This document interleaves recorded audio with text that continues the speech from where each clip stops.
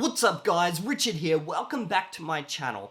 Okay, so what we're going to be building today is a 2D platformer. So if you have a look here, I've already built the platformer. It doesn't have obviously any animations or character or anything like that, but you can move left, right, you can jump onto the platform, and that's pretty much all it does for now, and we'll deal with cameras and all the other stuff in future videos. Now, this is not just a tutorial series, but this is like a test for myself because I have an idea for a game I'm planning to work on starting next month, going over a whole year.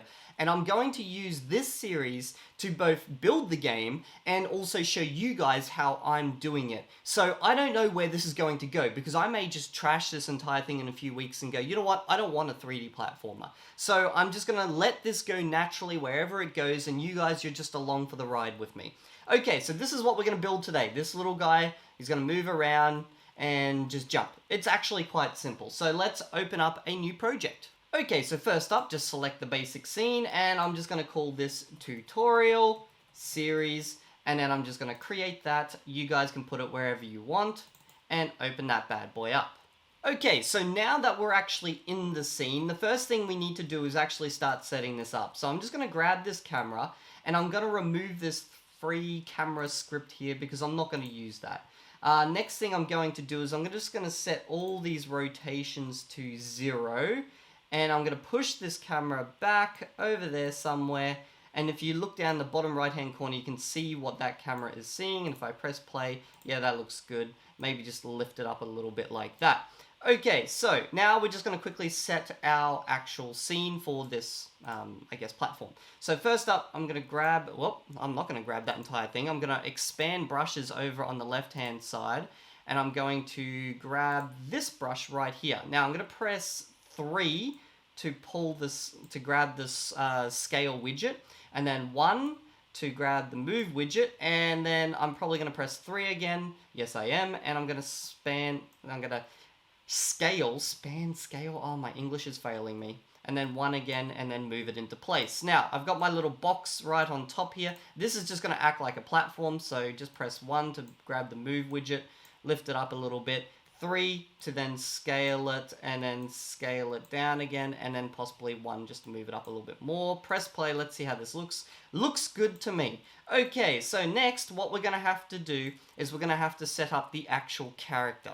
So what you want to do is you want to go over to the, I think it's physics. Yep, go to physics, grab a character controller and just pull that right into the scene there, and it will appear over here on the left. And you can see when I select things, I can actually see like the colliders or the outlines of the colliders. I'm really hoping that there's a way to turn this actually on because I can't see anything. If I just have a quick look under here, yeah, I can't really see anything. If someone knows a way, just let me know. Otherwise, developers, make sure you bring that in because otherwise it's really annoying to try and work without seeing your colliders when you're selecting other stuff. Okay, so let's go with that. Now, I don't have an actual character model, a skinned character model, so I'm just going to use a cube for now. And then probably in a future video, I will use, where is it, other? No. Lights, basic, oh, of course it's under basic models. I'll use an actual model that I'll make probably in Blender in the next video. So anyway, I've grabbed the cube, I've slapped the cube in here. I'm going to scale this cube up to like 2.7 meters. I believe that's meters. Okay, he's probably a little bit tall. Let's make this down to 2.6 perhaps. See how I have to keep jumping in between to do that? That's really annoying. Let's make it 2.3.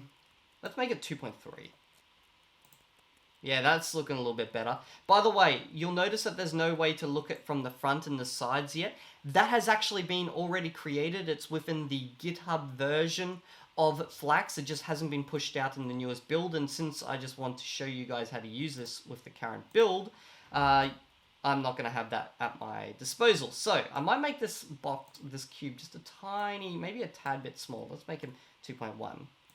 Yeah, that looks good. Okay, so I'm not too concerned about width and stuff because this is just a temporary placeholder. Anyway, we've built our character and let's make a actual folder under content. Wait, I'm in the wrong spot. Under content, and I'm going to call this the player. Now, in player, we're going to make a physics material because we want this thing to move and not be affected by friction and stuff like that, because it's just weird when you have a character and he's affected by friction. Even though it's realistic, it just feels weird. So let's go make a physics material. So we got a physical material and we're going to call this player underscore PM for physics material. Open this up. We're going to set friction to 0 because we don't want friction involved, and we're going to set restitution, which is basically bounciness, down to 0 as well. Save that. Make sure you hit save before you close these windows, otherwise it doesn't save and it becomes a little bit weird. Okay, select the character controller, then go down to the collider, select the material, and then bring in the actual material that we just created. Boom, that's easy enough. Now, let's go set up an input setting so that this guy will be able to jump. So we're going to go to settings, and inside here you'll see input settings, and we've got action mappings and axes mappings. Okay, how an axes mapping and an action mapping differ? An axes mapping is any type of key which will feed back some type of float or fractional value, while an action mapping will give back a boolean. So an example of an action mapping would be like a left click. That can either be on or off. It can't be anything else, so it will just return true or false. But an axis mapping will be the mouse movement, left and right, because that's going to give us back some type of float value. It's not going to be like on or off. So we want a jump, okay? So let's go under action mappings, and we're going to create a new one by hitting the plus here. I'm going to call this jump, and we're going to set this to leave that to press. We're going to use the space, and you can just hit S to like basically iterate through all the keys that start with S. I don't want a mouse key for this. I don't want a gamepad key. I'm not really concerned with that at this stage. This is just a MVP, a minimal viable product. Okay, axes mappings. There's already one for mouse X, there's already one for mouse Y, and then horizontal and vertical. We'll go into that a little bit more later, and I'm not worried about the rest. Okay, so we've built the scene, we've set up the physics material, we've set up the input. All we got to do now is make the script. So let's go into content, source, game, and we're going to make a new C# script, and we're going to call this player movement script. Nice and easy. Select the character controller and drag that onto the section where it says add script once it's finished compiling. Don't try to do that beforehand like I just did. Okay, so there, you can see we've got the player movement script, and now would probably be a good time to save. Okay, double click that and open it. And now we just wait as it says it's starting the code editor. Okay, that has finished. So we're going to go into the game, we're going to go under game, and we're going to go to player movement script. Now, the first thing is we don't need this on enable and on disable. We're not going to use those. We will keep on start and on update, and then we'll remove these two using statements up the top. And that should be it for what we keep from the original boilerplate code that it gives us. Now, the first thing we need to do is we need to be able to move, which means we need some type of variable related to speed. So we're going to go public float speed, and I've found a nice sweet spot of 600F. Now, by the way, I am building a new project. I may like tweak these values after we've done this because every project's slightly different, but that's the speed. Now, we also need a jump force, something that's going to push us up.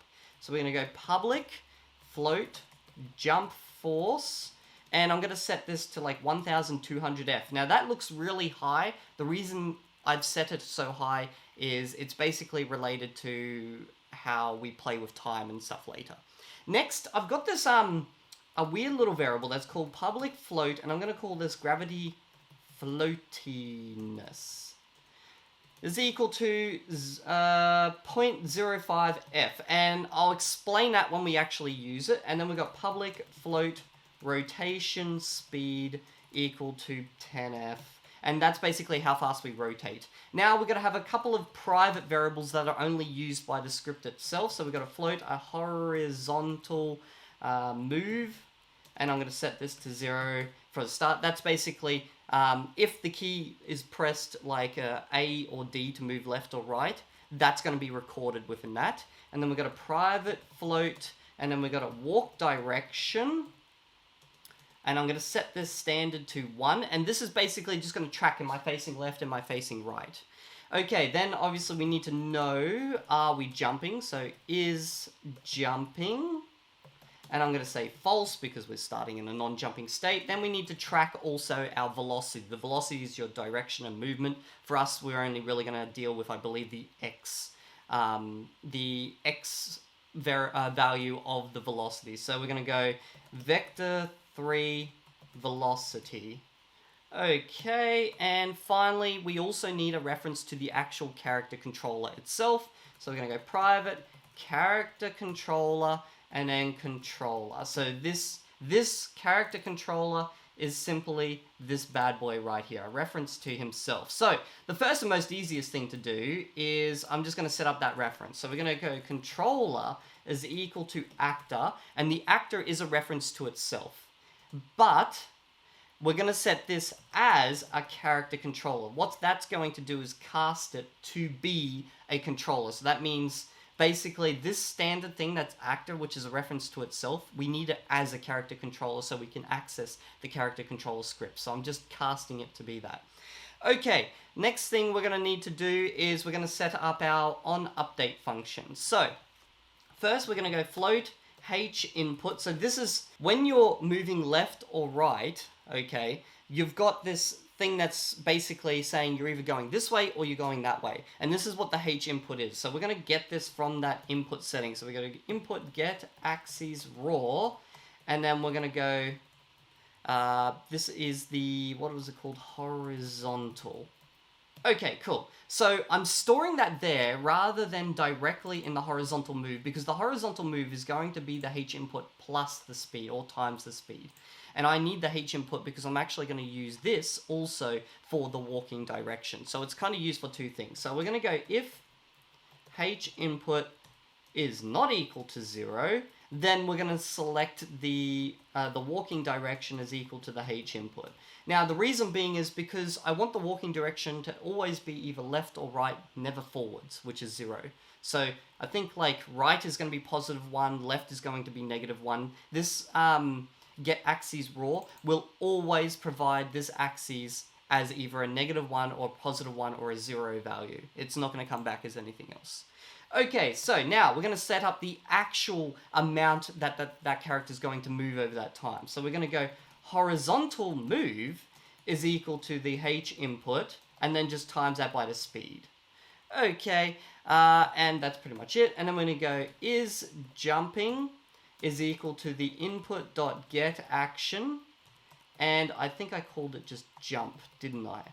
So this here is going to say, well, if this returns true, as in I'm pressing the spacebar for jumping, then is jumping is going to be true. And if I quickly have a look, I'm just going to double check that. So we go input settings, I called it spacebar jump. Yep, I called it jump. Cool.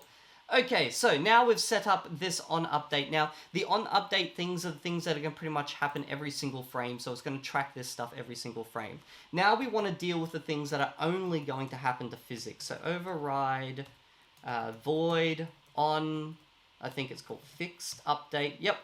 Now, when you press this in, it actually brings in this call to the base class. I don't know if I actually need to keep that in there, but if you keep it or you don't keep it, it doesn't matter. I know in Unreal Engine, you would need to keep that in there because it calls actual stuff above.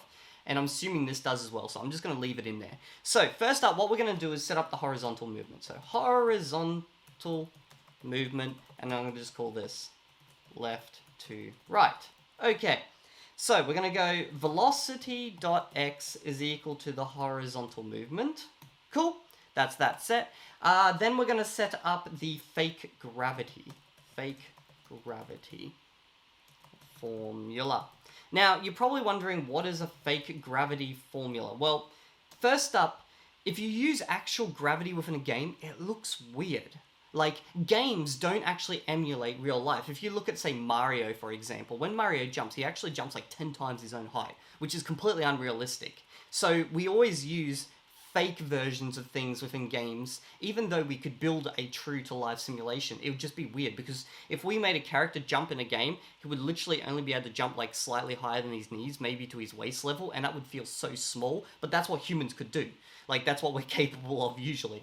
So we're going to set up our own fake gravity system. So we're going to affect the velocity y, because that's the downwards movement. Now we're going to do a math F. So we're going to access the math functionality, and we're going to put this into a negative because it's a downward movement. And we're going to make this an absolute because we don't want like negative, negative, which would be going upwards.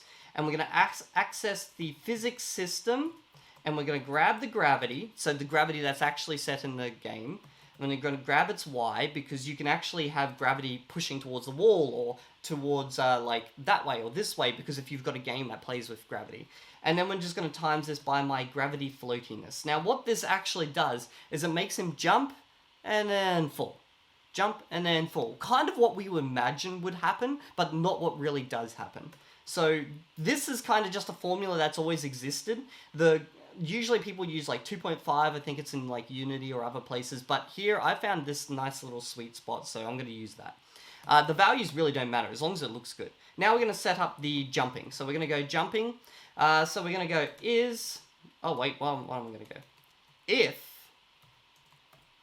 is jumping is equal to false, because I don't want to be jumping if I'm already jumping. If you want to build a double jump system, you can, but I'm not going to build that. And so the controller dot is grounded. So this is basically saying if it's not jumping and if he's on the ground, well then what are we going to allow?